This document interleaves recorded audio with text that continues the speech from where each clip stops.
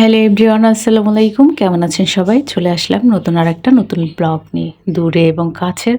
আজকের ব্লগটি যারা দেখবেন অবশ্যই কিন্তু একটা করে লাইক অথবা কমেন্ট করে দিয়ে যাবেন। আর কে কোত্থেকে আজকের ব্লগটি দেখছেন অবশ্যই কিন্তু কমেন্ট করে জানাবেন। হিমের এক্সাম শুরু হয়ে গেছে। হিম আর ওর ফ্রেন্ড এই যে দুজন মিলে আর কি খুব আনন্দে এক্সাম দিতে যাচ্ছে। জানি না কি করবে, ১০০ মার্কের পরীক্ষা। অনেকটা আর কি লেখায় ভুল করবে জানি। যতবারই বলি না কেন তা আর কি শুধরাবার নয়। মা ছেলে মিলে হাঁটতেছি, সাথে একটু ভিডিও নিয়ে নিলাম। তো এই যে আমরা অর্ধেকটা আর কি অটোতে করে আসি আর এখান থেকে শর্টকাটে যাই। সকালবেলা এমনিতেও হাঁটতে ভীষণ ভালো লাগে। যাই হোক, এই যে আমরা কোর্টের ভিতর থেকে তারপরে হিমকে নিয়ে যাই। তো এখান থেকে এই যে যাচ্ছি, সাথে সাইডের ভিউটা ভীষণ সুন্দর ছিল, তাই ক্যামেরা বন্দি করে নিলাম। তো আজকের ভিডিওটি আপনাদের কেমন লেগেছে জানাতে কিন্তু ভুলবেন না।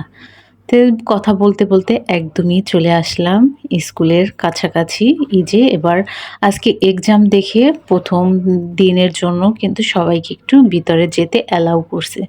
তো এই সুযোগে সবাই আর কি সুযোগটা কাজে লাগিয়েছে। এই যে হিমকে এক্সাম হলে দিয়ে আসলাম।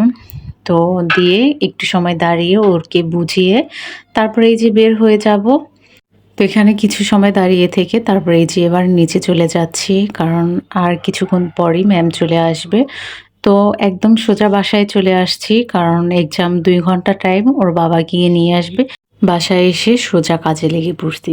আর একটু আলসেমি করে নিই, কারণ যদি বিছানায় শুই তাহলেই আলসেমিতে পাবে। সেজন্য একদম ডাইরেক্ট কাজে লেগে পড়ছি ড্রেসটা চেঞ্জ করে। গ্লাস ক্লিনার দিয়ে রিডিং টেবিলটা ক্লিন করে নিচ্ছি, কারণ গ্লাস ক্লিনার দিয়ে যে কোনো গ্লাস ক্লিন করলে দেখা যায় অনেক সুন্দর আর কি ক্লিন হয়ে যায়। যাই হোক, এই যে ওয়েট টিস্যু দিয়ে গ্লাসটা ক্লিন করে নিলাম, সাথে পুরো রিডিং টেবিলটা একটু সুন্দর করে মুছে নিয়েছি। সকাল থেকে একদম দুপুর অবধি কী কাজ করি সেটার একটা ভিডিও শেয়ার করব। যাই হোক, এবার আসি ডাইনিং টেবিলে।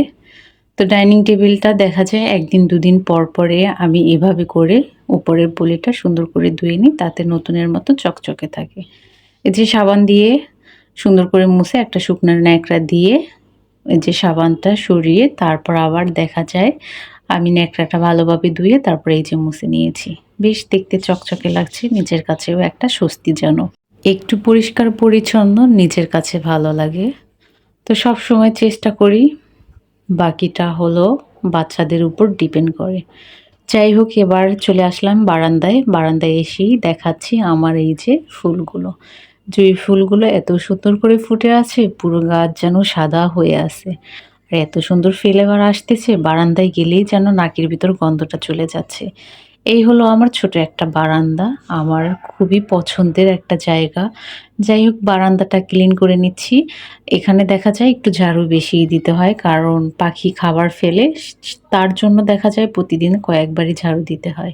আর এই যে আমার শখের গাছ, পাতাটা যেহেতু আর কি পেকে গেছে তাই পাতাটাকে কেটে নিচ্ছি। এক রুম থেকে এত দূর ময়লা বের হইছে, এখনো কিন্তু আমি বেডরুম আর কি ঝাড়ু দেইনি। যাই হোক, বেডরুমটা গুছিয়ে নেওয়ার পর চলে আসলাম সকালের নাস্তা বানানোর জন্য। তো আমি ফ্রোজেন পরোটা আর কি এগুলো আমি নিজেই বানিয়ে রেখে দিয়েছিলাম, এগুলো কি আজকে ভেজে নিব। আমি এভাবে করেই রাখি, একদিন একটু বেশি করে রেখে দিলে আমার ২-৩ দিন হয়ে যায়। নাস্তা খেয়ে চলে আসলাম রান্নাঘরে। আগে থালাবাটিগুলোকে সুন্দর করে ধুয়ে তারপর রান্নায় চলে যাব। এখন বললেন তো সবাই, আমার আজকের ব্লগটা আপনাদের কাছে কেমন লেগেছে কমেন্ট করে কিন্তু জানাতে ভুলবেন না। এই যে থালাবাটি ধোয়া শেষ, রান্না করব আজকে গুঁড়া মাছ রান্না করব। আর এখানে তো বাহিরে এই রোদ ছিল, এর ভিতর বৃষ্টি শুরু হয়ে গেছে। আর এখানে লাউ রান্না করব, আর হলো গিয়ে গুঁড়া মাছ। এই ছিল আজকের মতো ছোট একটা ব্লগ। ভালো লাগলে লাইক কমেন্ট করতে ভুলবেন না কিন্তু। আল্লাহ হাফেজ।